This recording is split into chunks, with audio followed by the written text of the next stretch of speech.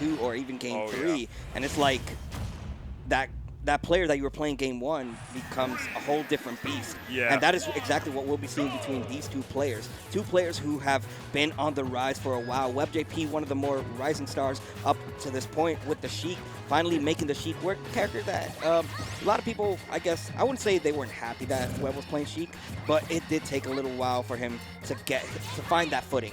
And finally, after his performance in the last quarter's PR, definitely solidified himself as a threat for every bracket. But speaking of threats, without the Steve, no problem, says Syrup, because the Ness is back. Look, I don't know what happened to 1036, but I know what happened at 919, and that was just a brutal down air stock on the part of Syrup right there. One of Tri-State's finest, to say the absolute least. Another like former rising star, just a star at this point. Yeah, no. Not even really rising. I mean, there's never a period where New Jersey is not allowed to have a good Ness. Every time we think it's just not going to happen, we're finally going to have a PR without a busted Ness on it. You know, Gons dropped the character, other players dropped the character, whatever. No, we got Syrup out here. And putting on a clinic right now, already lapping WebbJP on his second stock so far, and doing a wonderful job with this Ness ledge traffic, mixing up these ledge drops right by the platform as well, just really making sure there's a hitbox out at all given time. Instead of just like holding that like yo-yo out like so many Ness players we want to do, they're mixing up their positioning so much more instead before they even whip it out instead. It's just like a classic bait, you know what I mean? Or what? Not even a bait, it's classic conditioning, I should say. That's a better way to phrase it. And the problem with this matchup is mainly Sheik really is going to have to struggle to get in and even solidify these stocks. And then you have Ness, who gets you at a specific percent. If you're at the corner at like 80, 90%, back throw will definitely seal stock off of a character like Sheik. However, WebbJP has good stage control, but these disjoints as well are going to play a huge factor as to whether or not WebbJP is going to be able to get in on this character. And a beautifully timed neutral ledge get-up attack as well to make their way around that. But an even more beautiful drag down on the part of Syrup out of that up air to be able to convert into that grab, the highest knockback growth of any back throw in this game, if I'm not mistaken. But a beautiful down tilt into the up air. Classic Sheik play, going to do it for you right here. But this is where it gets a little hard, you know. Sheik has got to work to get their kills. At the very least, get their raw kills. If you don't, Sheik is one of those characters where like she's such a neutral monster, but if you don't fall into like the sort of Sheik confirms, like the bouncing fish stuff, you're not like just susceptible on the ledge against her. You have a move that can really much just break through, get yourself out of that disadvantageous situation. That is where the character struggles to kill. That's where low-level players talk about, oh, she can't kill, the character sucks. No, she can kill. It's just, you know, the situations are just that, situations, usually like way more situational on top of other things. But raw kill power is definitely in the favor of Ness, as that back air almost killed before the hit at 80%. And it is definitely looking like Syrup's game to lose, but the survivability of WebbJP and the second coverage, to none right now. The coverage, there's really no answers to what Syrup was showcasing in that whole scenario right there for WebbJP. Sure, you can get your text. Sure, you can make it back on stage. But if I PK fire at this point in time, if I go off stage and try to challenge you, if I bait you to go high recovery or low recover, you're still going to get covered because I know what I'm going to end up throwing. I have a lot of tricks up my sleeve, says Syrup. And with that showcasing of Game 1, it really just it really just set the whole pacing of this match. And hopefully the change of scenery and the change of platforms, adding another one into it, can go in favor of a character of like Sheik. I feel like both of these characters can definitely like pressure on platforms really well, as you're actually seeing textbook from WebbJP right now, getting a clean 39% out of those up air strings. Ness can definitely do similar stuff as well, but I feel like Ness, you know, has a lot more like pressure on like the horizontal, if that makes any sense. Beyond being able to like pressure with PK fire from afar, it's like having just a quick range projectile, or just a lingering one, I should say.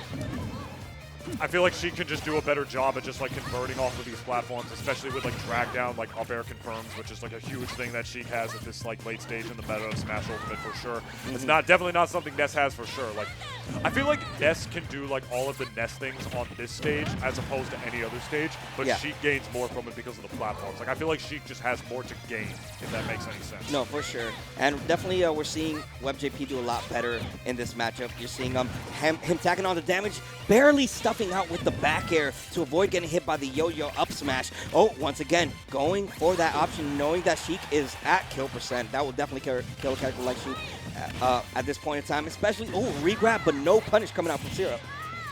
Needles keeping the pressure afar, though, from a safe spot in the mid-range. And that back air from center stage, actually, downtown. Finally going to do it for WebbJP right there, making me eat my words when it comes to Sheik kill power. As the good DI of the back throw right there, not even close to being able to kill WebbJP.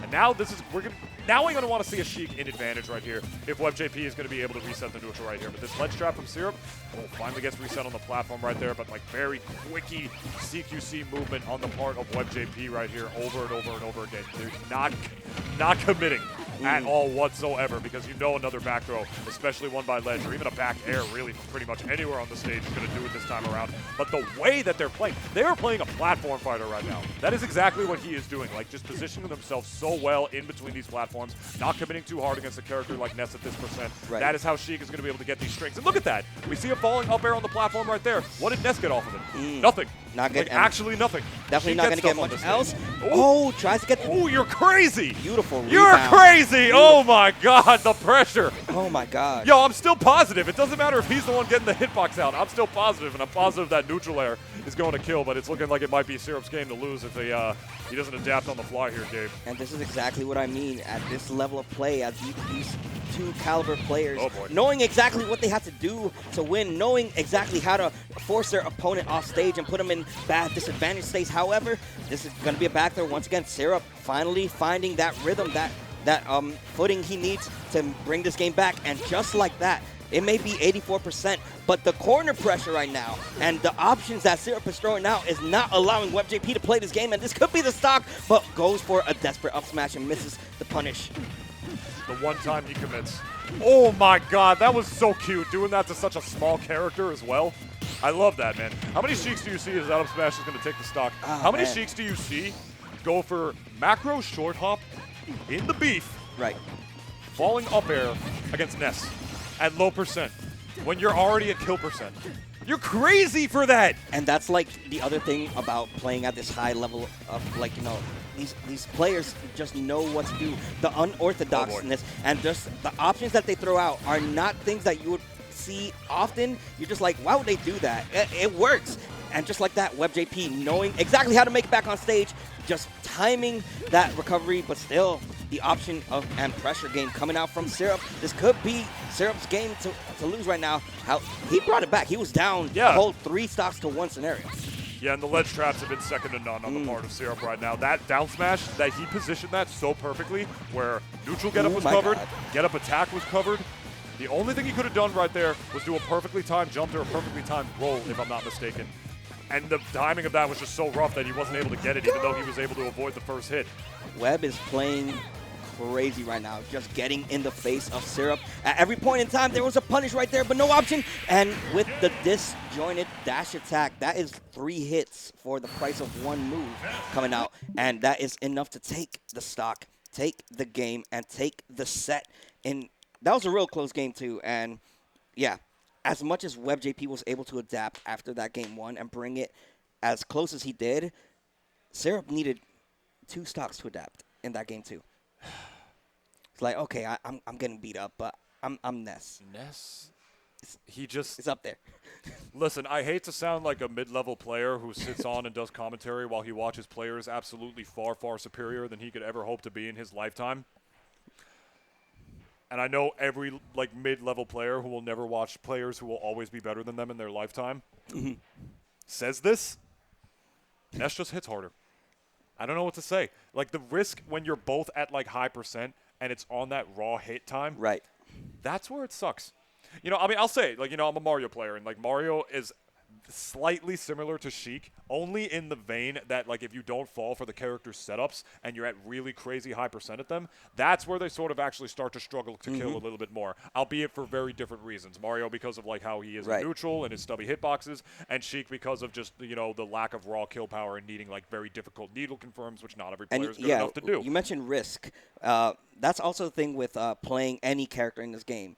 Yeah, you could be a top tier. You could be a mid-tier character. You could be the lowest tier character in the game, but there's so much risk when it comes to playing these characters. The risk you take as Sheik, yeah, you have a strong combo game. Yeah, you have setups that can kill at pretty reasonable percentages. And also just a very oppressive neutral. Yeah, and you have a really oppressive neutral, but then again, you don't have the strongest kill options. You trade in strong combo game for being light, and struggling to kill at specific percents. And that's exactly that disadvantage that we got to witness against, Sheik and Ness. Yeah, let me put it to you in layman's terms. Like when you're fighting like a character like Meta Knight, right? Your first instinct when you're fighting that character, do not get hit by dash attack. That move. Right. Like if you focus so much of your energy into avoiding that move, Yeah. you've negated a lot of what that character does already. Not to say that Meta Knight sucks or that he's not useful otherwise, but you've taken away his strongest tool if you really focus on the y-axis and avoiding it. Now take Sheik, for instance. You're fighting a Sheik at this high level. Your main thing that you need to do to take advantage of the character's weakness is to work around their kill confirms instead. Try to make sure you never wind up positioning yourself in a way where they can get needle bouncing fish, drag down, up air, up smash, or taking them to stages where they can do that, like Battlefield. And ironically, there were balls for that.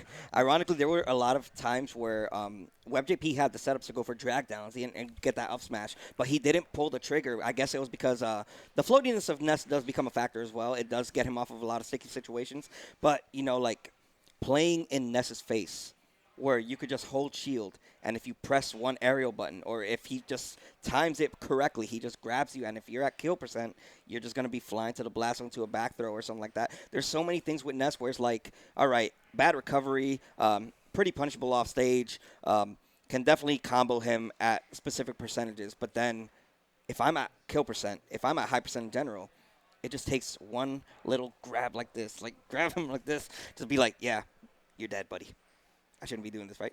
Don't call HR. Can you afford this coat? How much was it? I don't remember. Then I probably can't. I'm messing with you. Can't. I'm messing with you. I'm messing with you. Yo, you scratched the pool. This is the coat. This is the coat that Leon wears in Resident Evil 4, doesn't he? This is the coat that Indiana Jones wears in the movies. I like it. I like it too. It's just my other leather jacket is falling apart. So. And I don't know how much it was because it was a gift.